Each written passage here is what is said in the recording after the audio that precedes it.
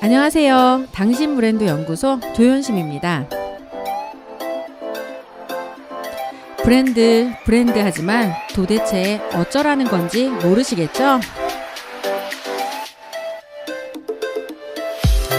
퍼스널 브랜드에 대한 모든 고민, 당신 브랜드 연구소가 함께합니다.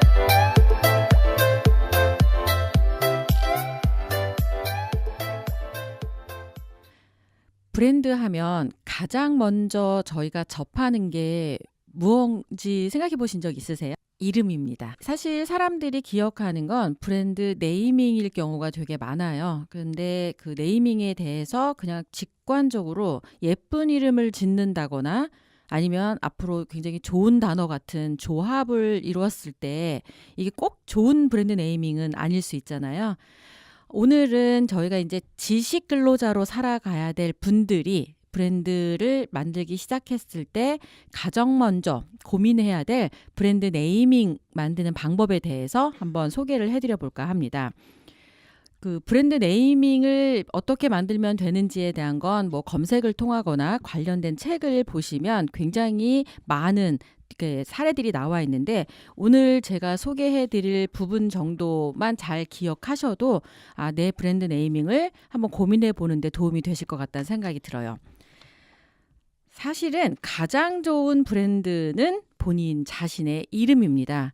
본인의 이름을 이야기를 했을 때 이 사람 어떤 분야의 사람이고 무슨 일을 하고 어떤 수준으로 해내고 지금까지 어떻게 해왔는지가 아주 극명하게 떠오르면 제일 좋은 브랜드 이미지 아닌가요?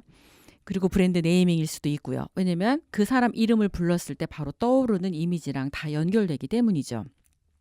그런데 한번 대기업의 경우를 생각을 해보시면 도움이 될 것 같네요.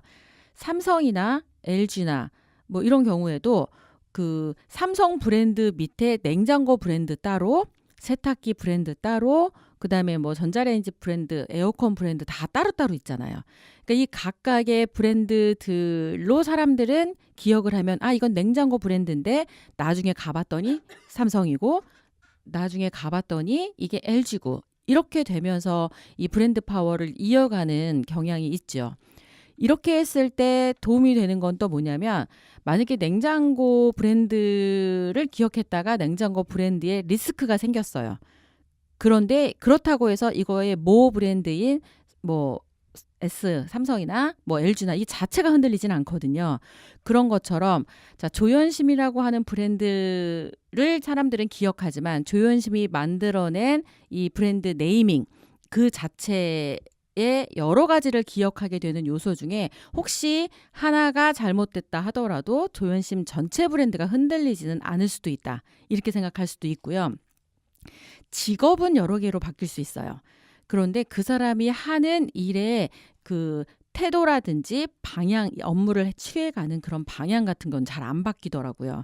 그래서 이제 평상시에는 브랜드 네이밍을 생각 안 하고 뭐 어느 회사의 부장, 어느 회사의 과장, 대리, 이런 식으로 본인 앞에 붙은 직함이 본인을 브랜드로 대변했던 시대를 살으셨던 분이라면, 아니면 어느 그냥 프랜차이즈 회사의 사장, 이걸로 본인 이름을 다 했다면 그 이름만 가지고는 이 사람이 무슨 일을 하는지를 예측할 수가 없게 됩니다. 그래서 그럴 때 그러면 우리가 이제 어떻게 만들어야 되느냐, 제가 몇 가지 사례를 좀 들어보면서 브랜드 네이밍 만들었던 그 방법을 좀 알려드릴까 해요. 가장 먼저 저의 브랜드 네이밍은 지식 소통가입니다. 여기서 지식은 뭐 이렇게 일반적으로 책을 읽어서 습득한 지식이 아니라 저는 사람을 살아있는 지식이라고 그렇게 생각을 했고요. 그 지식을 필요로 하는 곳에 소통시키는 일을 하는 사람이 지식 소통가잖아요. 그리고 이 지식 소통가라고 하는 이 브랜드 네이밍에 걸맞게 지식을 소통시키기 위해 필요한 일을 해온 거죠. 그 일을 하기 위해 책을 쓰기도 하고 강연을 하기도 하고 토크쇼를 진행하기도 하고 프로젝트를 기획하기도 하고, 이런 일들이 이 1년의 지식소통과 관련된 일을 하는 사람으로 인식되면 이게 저의 직업이 되면서 브랜드 네이밍이 되는 거죠. 자, 그리고 또 다른 그 분의 브랜드를 만들어줬던 것 중에 하나가 이제 이분과 처음 만났을 때 주로 무슨 일 하시냐고 그랬더니 글 쓰는 거, 말하는 거를 다 한다는 거예요.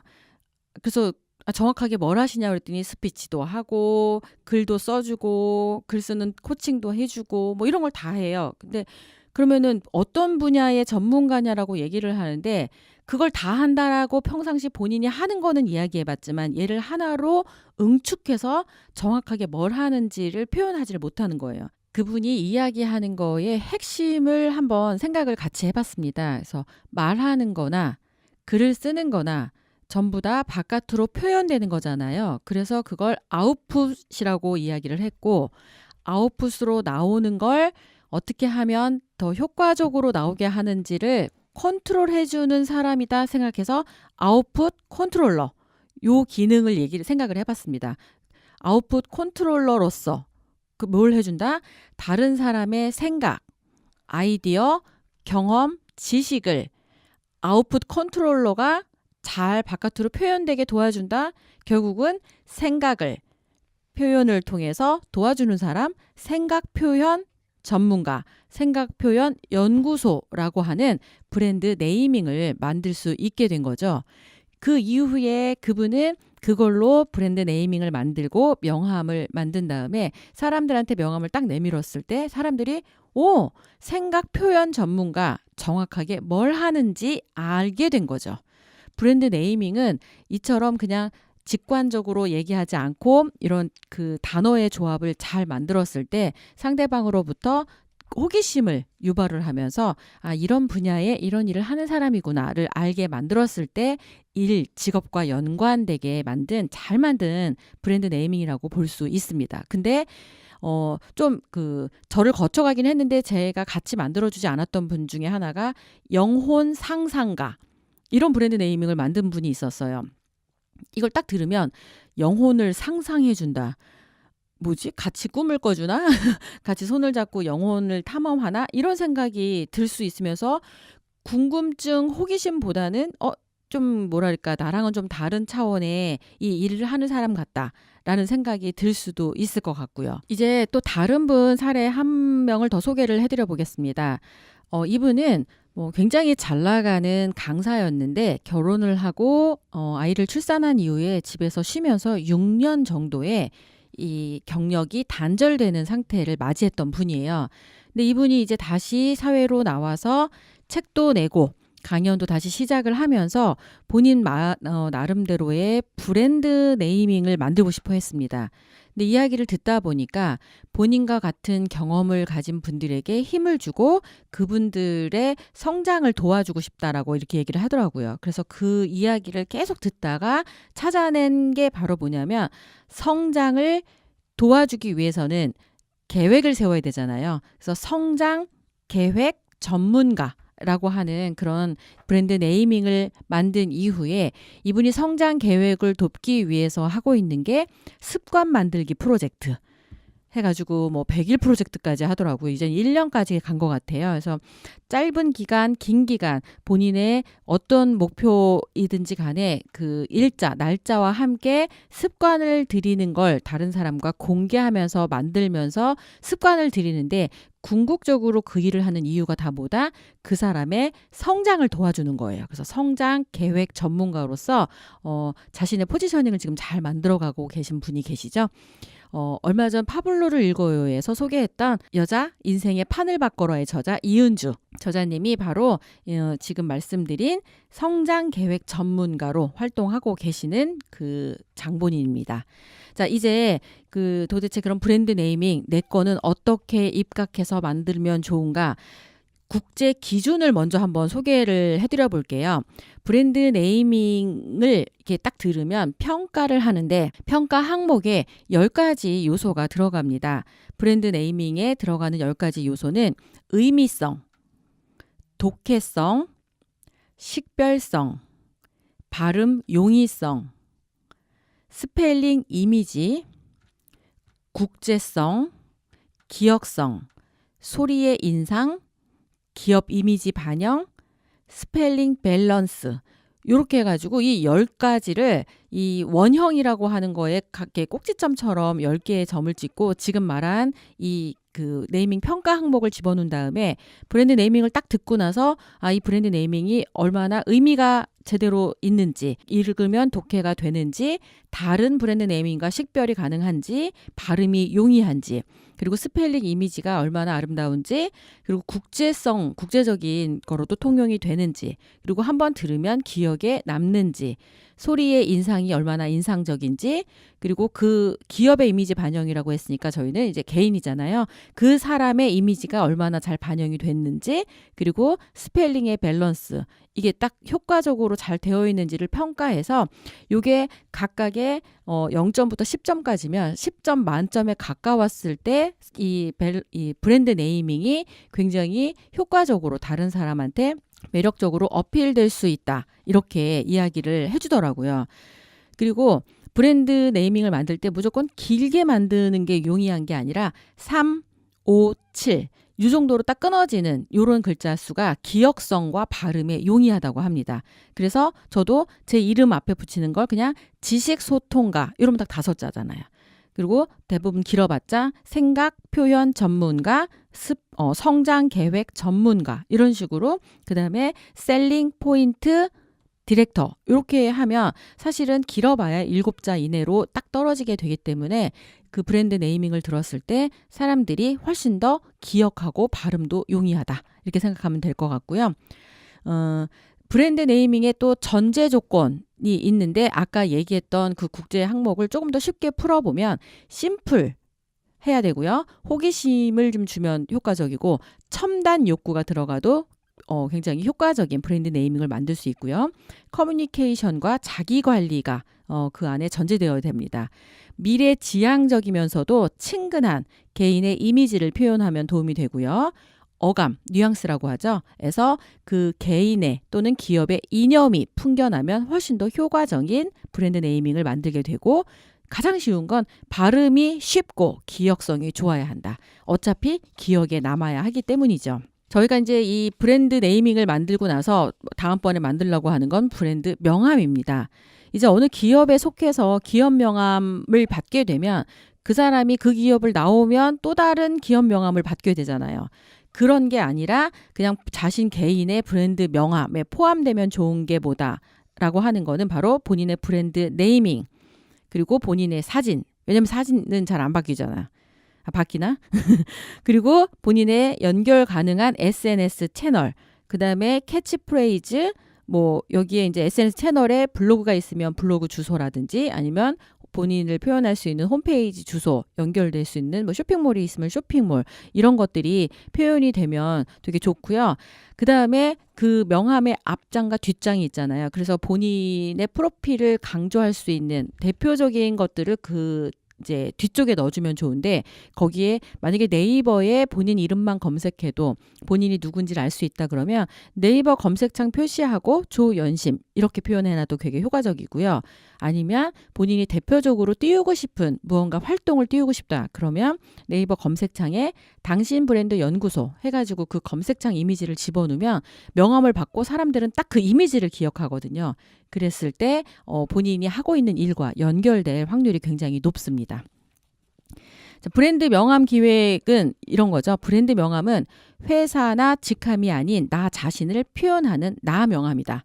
내가 하고 싶은 것, 할 수 있는 것이 담긴 나의 구호이고 약속이다. 이럴 때 얼굴을 넣으면 신뢰감이 올라간다고 하죠. 우리는 보통 명함에 사진이 있으면 다 정치하냐고 물어보잖아요. 그런데 요즘은 이제 많은 사람들이 이렇게 자신의 이름으로 살아야 되는 그 시대를 이해하기 때문에 본인의 이름으로 사는 거에 덧붙여서 얼굴로도 같이 경쟁력을 만들어가는 그런 시대를 살고 있습니다. 김춘수의 꽃 기억하시나요? 시죠.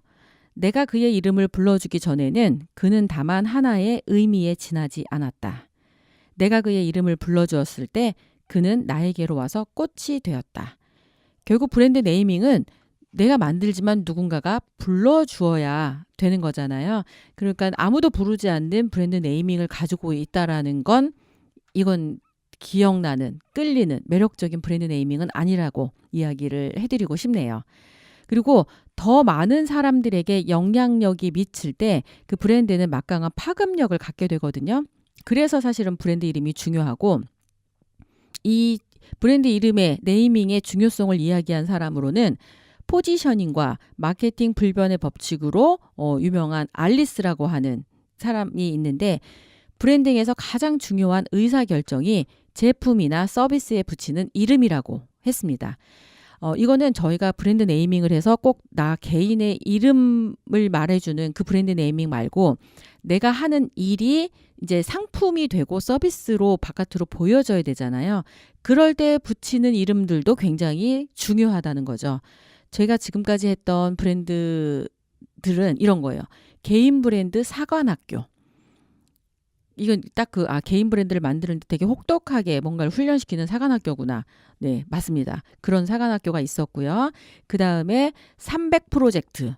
이건 몸짱 만들기 프로젝트인가? 이렇게 생각할 수 있겠지만 자신의 분야에 관련돼서 전문성을 확보하기 위해서 100권의 책을 읽고 리뷰를 쓰고 100명을 만나 인터뷰를 하고 100개의 칼럼을 쓰는 프로젝트가 100해서 300 프로젝트거든요. 이거 자체가 그냥 브랜드 네이밍으로 기억이 되는 거죠. 이런 식으로 사람들은 브랜드를 먼저 기억을 하고 그걸 통해 그 브랜드의 원작자가 누구인지를 찾아오는 그런 시대, 이렇게 그런 인터넷으로 다 찾아올 수 있게 되어 있거든요. 그렇기 때문에 본인이 바깥으로 만들어내는 상품이나 서비스의 브랜드 네이밍을 만들 때도 조금은 매력적이고 인상적으로 만드시면 효과적으로 사람들에게 기억나게 할 수 있겠다. 이렇게 말씀드리고 싶습니다. 단기적으로는 브랜드의 독특함으로 성공할 수 있을지 모르지만 장기적으로는 결국 이름이 많은 비중을 차지합니다. 그래서 브랜드 이름은 굉장히 오랫동안 사람들에게 기억나야 되는데 그럴 때 핵심은 바로 군더더기를 없애는 거예요. 얼마 전에 운명을 달리하신 최카피님이 만들어낸 카피라이팅 중에 최고의 카피라이팅은 힘 좋고 오래 갑니다. 빨래 끝. 이것도 브랜드 네이밍이라고 카피라이터 최카피님은 얘기를 하셨습니다. 홈페이지 주소나 블로그 주소도 다 최카피닷컴이었고요. 글을 쓸 때도 최카피의 석줄 일기, 최카피의 카피 여행 등 자신의 브랜드 네이밍을 누구나 알 수 있도록 그렇게 사용하고 있어요. 최카피 하면 최병광이라고 이제 누구나 인식하게 된 거죠. 1초 안에 기억나는 브랜드 네이밍을 위한 최카피의 조언은 군더더기를 없애라는 것이었어요. 이것저것 붙이지 말고 자신의 정체성을 표현할 바로 그것을 만들라는 거죠. 그래서 제가 처음 만들었을 때는 지식소통 전문가 이렇게 만들었거든요. 그랬더니 자기가 자기한테 전문가 소리를 붙이는 사람이 어딨냐고 그냥 전문가 빼고 지식소통 조연심 이렇게 하라고 말씀을 해주셨습니다. 그리고 나서 나는 나의 모든 네이밍을 지식소통 조연심이라고 표현하기 시작했고요. 사람들이 나를 부를 때 지식소통 전문가 그 다음에 소통 전문가 이렇게 불렀던 거예요. 요 브랜드 네이밍 때문에 몇 년 전에는 노블레스 잡지에 아예 소통 전문가 3인의 인터뷰 해가지고 진짜 소통 전문가 김창옥 선생님하고 저하고 그 다음에 프랑스의 커뮤니케이션 전문가 3명의 심층 인터뷰가 실린 적이 있었습니다. 결국 나 스스로 전문가라 칭하지 않더라도 다른 사람들에게 전문가로 불리는 것 그것이 바로 기억에 남는 브랜드이고 진짜 영향력 있는 브랜드 네이밍을 만드는 방법이라고 말씀드리고 싶습니다. 빛깔과 향기에 걸맞는 이름이 꽃이잖아요. 그게 나의 브랜드에 걸맞는 이름을 만들어야 되는 이유와 연결된다 생각하시면 좀 쉽게 만들어질 거라는 생각이 듭니다. 10자 이내로 당신을 표현해 보세요. 표현이 잘 안 된다 이러면 브랜드 네이밍이 좀 덜 됐다 생각하시면 될 것 같고요. 상대에게 1초 안에 기억될 브랜드 네이밍을 만들어 보는 것. 이번 주는 브랜드 네이밍에 좀 더 집중을 하면서 내가 어떤 분야에서 어떤 사람으로 기억되면 좋을까를 고민해 보시면 어떨까 하면서 오늘 방송 여기서 마치도록 하겠습니다.